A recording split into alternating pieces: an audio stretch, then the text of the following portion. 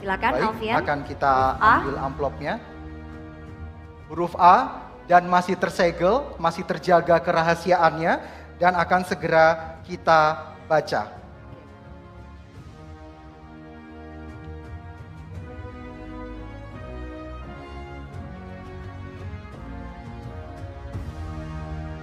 Dan sebelumnya kami ingatkan kepada para calon gubernur untuk mendengarkan dengan seksama karena pertanyaan hanya akan dibacakan sekali saja dan tidak akan diulang.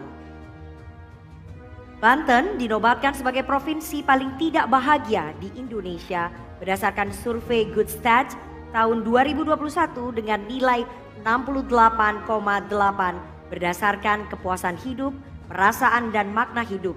Begitu juga dilihat dari tingkat kemiskinan yang ada dalam data laporan pencapaian tujuan pembangunan berkelanjutan 2023, terdapat daerah tingkat kemiskinan tinggi yakni Pandeglang 9,27. Mohon tenang.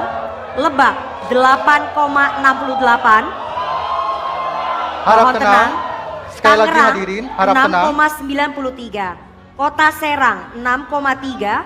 Kota Tangerang 5,89. Kabupaten Serang 4,85. Kota Cilegon 3,98. Kota Tangsel 2,57. Mohon tenang. Pertanyaannya, upaya apa yang akan dilakukan agar masyarakat Banten menjadi bahagia? Dan waktu Anda adalah 3 menit dimulai saat Anda mulai berbicara. Kami persilakan. Baik, terima kasih. Kebahagiaan itu adalah rasa. Apalagi tadi Mbak menyampaikan bahwa indikatornya berdasarkan kepuasan hidup, rasa, dan makna hidup.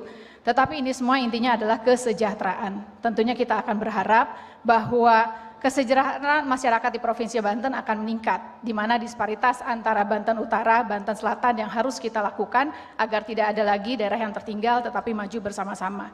Banyak potensi tentu yang harus kita lakukan, baik urusan pendidikan itu harus menjadi skala prioritas karena dengan pendidikan maka akan bisa merubah hidup dari anak-anak kita. Tetapi pendidikan dengan kualitas yang baik. Pendidikan tidak hanya asal pendidikan, tetapi ilmu yang bermanfaat, apalagi kita lihat Banten untuk tertinggi angka penganggurannya. PR kita bersama adalah bagaimana kita menciptakan sekolah vokasi yang baik dengan kualitas yang baik, disandingkan dengan lapangan kerja, dengan konsep handling and match, balai latihan kerja, dan juga tentunya dengan hal yang lainnya sehingga ada angka pengangguran kita kurangi. Yang kedua, kita melihat bahwa banyak di bidang kesehatan. Konsep hadirnya pemerintah dalam rangka untuk bisa BPJS Kesehatan diperhatikan di beberapa tempat dan wilayah itu akan menjadi skala prioritas. Tapi yang tak kalah pentingnya di samping pendidikan, kesehatan, infrastruktur terutama untuk jalan poros desa di wilayah selatan, Kabupaten Lebak dan juga Pandeglang itu akan menjadi atensi perhatian sebelum kita berbicara mengenai pendidikan, kesehatan dan yang lainnya. Di samping itu pun juga tentunya secara spirit dan moral harus kita lakukan. Kita tahu bahwa mental health itu menjadi suatu perhatian bagi kita semuanya. Dan di Banten, izin Pak Gubernur, kita belum punya rumah sakit jiwa. Dalam arti, bukan berarti untuk itu agar mendorong ada psikolog yang lainnya untuk bisa memastikan dan juga tentu para tokoh alim ulama dan lintas agama, apalagi Banten motonya adalah iman dan takwa. Tentu kita harapkan bahwa iman dan takwa ini bisa disampaikan kepada masyarakat. Tugas pemerintah adalah memastikan pendidikan, kesehatan, infrastruktur, peningkatan pelaku UKM-UMKM yang tujuan akhirnya adalah kesejahteraan masyarakat. Tetapi di satu sisi adalah bagaimana untuk kita bisa bekerja bersama-sama dengan stakeholder pemangku kepentingan yang lainnya. Karena sekali lagi indeks kebahagiaan segala sesuatunya berdasarkan kepada kepuasan hidup, rasa dan juga makna hidup yang tentunya kita harus bisa lakukan, dan insya Allah itu program beberapa hal yang sudah disampaikan dalam visi misi Banten Maju Bersama, di mana ada masyarakat Banten yang beriman, tentunya sejahtera, unggul, berkelanjutan, sehat dan maju. Masih ada waktu, Masih Ibu ada waktu, Airin. ditambahkan. Cukup. Baik, terima kasih Ibu Airin Rahmi. Dan kesempatan selanjutnya akan kami berikan, kami mohon tenang. Selanjutnya akan kami berikan kepada calon gubernur nomor urut 2, Bapak Andra Soni, untuk merespon jawaban dari calon gubernur nomor urut 1. Waktu yang diberikan 1 menit 30 detik. dimulai dari saat Anda berbicara. Silakan. Ya, kebahagiaan merupakan tujuan daripada kita hidup. Ukuran sebuah kebahagiaan itu adalah saat anak kita bisa sekolah, saat kita bisa mendapatkan layanan kesehatan, dan saat kita juga bisa mendapatkan pekerjaan. Tentu kualitas hidup harus kita utamakan, kualitas pendidikan kita upayakan. Namun permasalahan yang terjadi hari ini di Banten yang berbatasan langsung dengan daerah khusus Jakarta, indeks pembangunan manusia kita terkait dengan lama belajar itu timpangnya terlalu jauh. Jakarta indeks lama belajar anak-anak, lama sekolah anak-anak sudah nyampe 13 tahun. Namun Banten masih di angka 9 tahun. Bagaimana caranya untuk kita bisa bahagia saat anak-anak kita di masa PPDB tidak bisa masuk ke dalam sekolah negeri? Oleh karena itu maka banyak angka-angka anak putus sekolah yang kita hadapi setiap tahunnya. Bahkan dalam catatan saya ada 14.000 anak tidak sekolah untuk level SMA, SMK. Bagaimana cara kita membahagiakan masyarakat kita saat pendidikan belum adil dan belum merata? Demikian, terima kasih. Silakan Pak.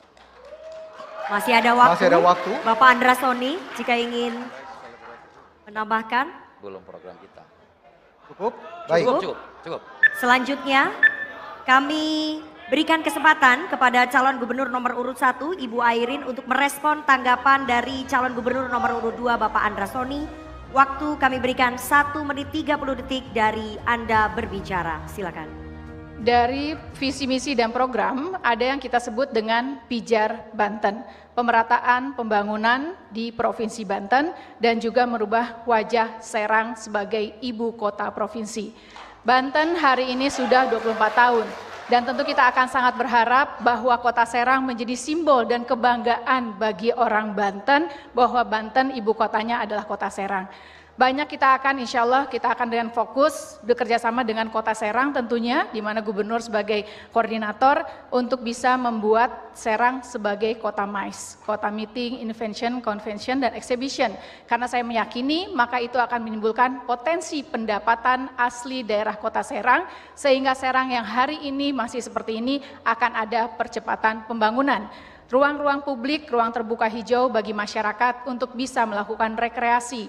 Kita punya sport center yang belum maksimal, mudah-mudahan bisa dimaksimalkan sebagai civic center atau kebermanfaatan. Di situ ada paku UKM, olahraga, di situ juga ada tempat untuk masyarakat melakukan aktivitas kegiatan sepak bola, sehingga ada bonding antar masyarakat di Kota Serang dan sekitarnya merasakan bahwa Banten adalah milik kita bersama, sehingga ada kebersamaan, ada kolaborasi, proses pembangunan penataan sebuah wilayah dengan partisipasi masyarakatnya, mudah-mudahan ini pun juga membuat masyarakat Banten menjadi bahagia dunia dan Baik. akhirat.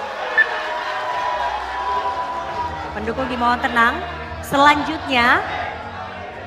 Selanjutnya kami persilakan panelis Bapak Dr. Taufik F. Pasiak MKes MPDI